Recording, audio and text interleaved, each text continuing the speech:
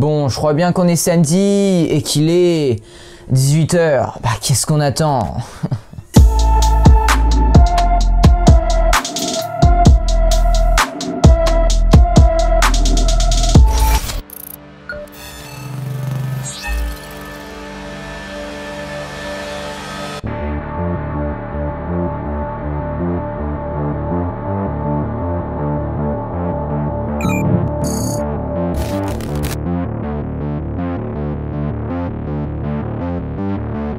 Dans la finition, il est très fort, difficile de faire mieux en Europe en fait. Il suffit de regarder les stats.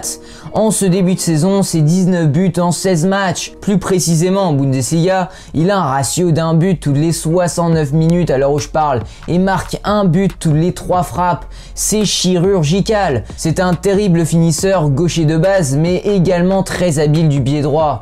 Il a vraiment une grande vitesse d'exécution à la surface de réparation. C'est très dur de l'arrêter dès qu'il touche la balle proche des cages. Au vu de son physique, on pourrait croire qu'il est un peu lent, mais au contraire, il est vraiment athlétique.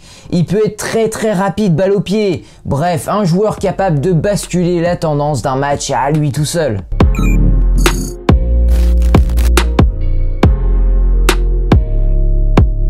En plus de marquer beaucoup de buts, le Norvégien est aussi capable de faire la bonne passe. Cette saison, il en est à 2 passes D et la saison dernière, il a quand même délivré 3 passes D. Il ne faut pas le négliger, cela montre qu'il est capable d'embellir le jeu de ses coéquipiers. Son pourcentage de passes réussies est loin d'être extraordinaire avec un taux de réussite de 72% cette saison en Bundesliga. Mais c'est surtout dû à la nature de ses passes. Je m'explique, la plupart de ses passes sont en première intention en une touche. Logique vu que plus haut sur le terrain, la pression exercée par les défenseurs est bien plus intense.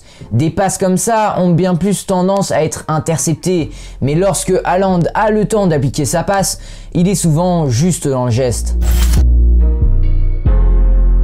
Alors on aurait tendance à utiliser un tel joueur d'1m94 comme point d'appui ou comme menace aérien avec de longs ballons en sa direction afin qu'il puisse utiliser son physique et sa taille pour remporter les duels aériens. Il a certes cette aptitude à garder le ballon et n'est pas mauvais dans les airs avec 41% de réussite en duel aérien en Bundesliga, mais Haaland préfère les passes meurtrières derrière la ligne de défense pour se retrouver face au gardien.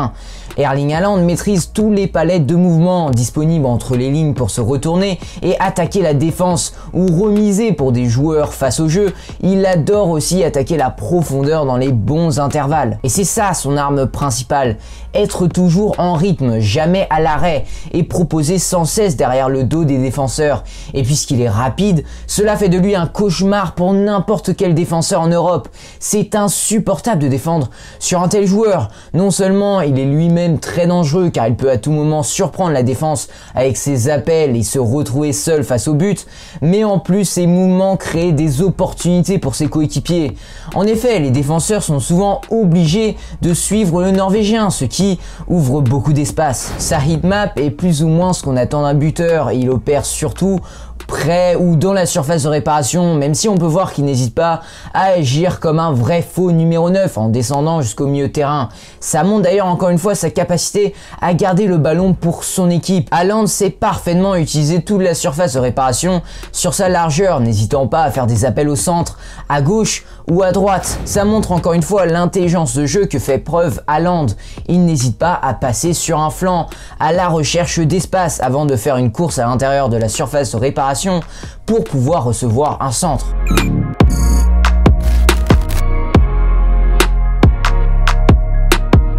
Ce qui est frappant lorsqu'on voit Haaland pour la première fois, c'est sa taille. Il mesure 1m94 à l'âge de 20 ans. Il va certainement à l'avenir prendre un peu plus de volume physiquement, mais maintenant il est déjà très imposant physiquement et il n'hésite pas à utiliser son physique pour se débarrasser de son adversaire d'un coup d'épaule quand il le faut.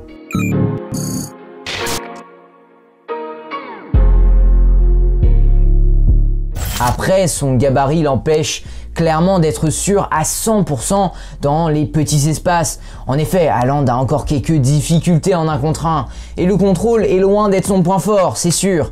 Il peut faire la touche de trop ou trop pousser la balle, mais il rattrape souvent ses erreurs avec sa vitesse et son gros physique.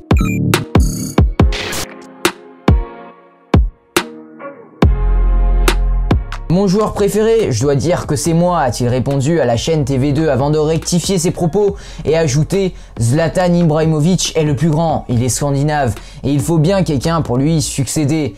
Haaland a pour idole Zlatan Ibrahimovic et en tant que fan absolu d'Ibrahimovic, il n'hésite donc pas à faire des petits punchlines ici et là. Rien de méchant, on Zlatan comme on peut. Mais au-delà de ces punchlines, Haaland semble avoir un caractère de vainqueur qui ressemble à celui du géant suédois. Il n'a pas non plus l'aura que dégage Zlatan, mais on peut dire qu'il a cette même envie de gagner et ne va jamais lâcher l'affaire.